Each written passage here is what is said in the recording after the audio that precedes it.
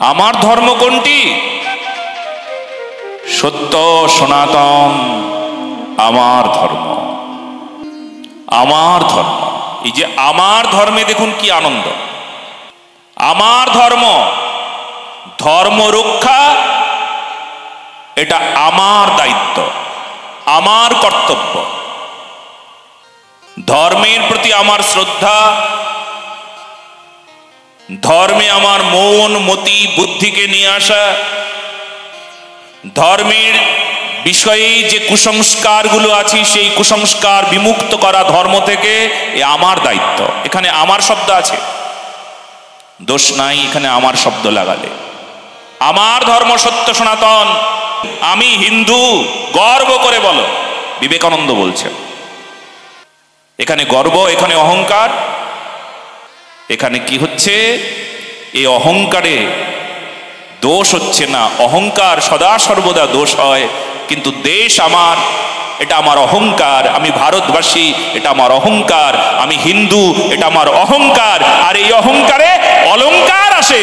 অলংকার মানে আপনাকে অলংকার পরিয়ে দেয় সমাজ, দেশ, রাষ্ট্র। কোন অলংকার? আরে দেখো দেশের প্রতি কেমন তার দায়িত্ব। শুধু মুখে বললেও কিন্তু হবে না, মুখে বলবার একটা বিশেষ কারণ আছে। মুখে সেই বলবে, আমার আমার যে সংসার আমার আমার করে না, সে সংসারে একেবারে নিমগ্ন থাকে। যে ভারত মা বারবার বলে আমার দেশ আমার, রাষ্ট্র আমার, ধর্ম আমার, তাকে রক্ষা করবার দায়িত্ব আমার। দেশ আমার, তাকে রক্ষা করবার দায়িত্ব আমার। সমাজ আমার, তাকে রক্ষা করবার দায়িত্ব আমার। দেখবেন এখানে কি হবে জানেন? এখানে আপনার হৃদয়টা বিশাল বিরাট হৃদয় হয়ে যাবে। তার মানে এটা স্পষ্ট করে নিই আমরা, যে কোনো ক্ষুদ্র বিষয়কে তুচ্ছ, জঘন্য, নগণ্য বিষয়, যা আমি নিয়ে আসিনি, যা আমি নিয়ে যাব না, তাকে আমার বলে শুধু অপরাধ ছাড়া আর কিছু হয় না।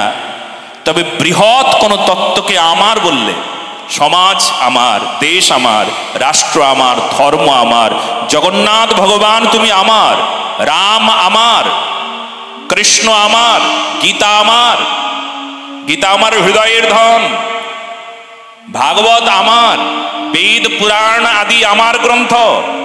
দেখুন বিরাট তত্ত্বকে আমার বলবার সঙ্গে সঙ্গে আপনার হৃদয়ের কৃপণতা, দুর্বলতা সব বিনষ্ট হয়ে গিয়ে আপনাকে শক্তিশালী করে। বলো না গো রাধে রাধে।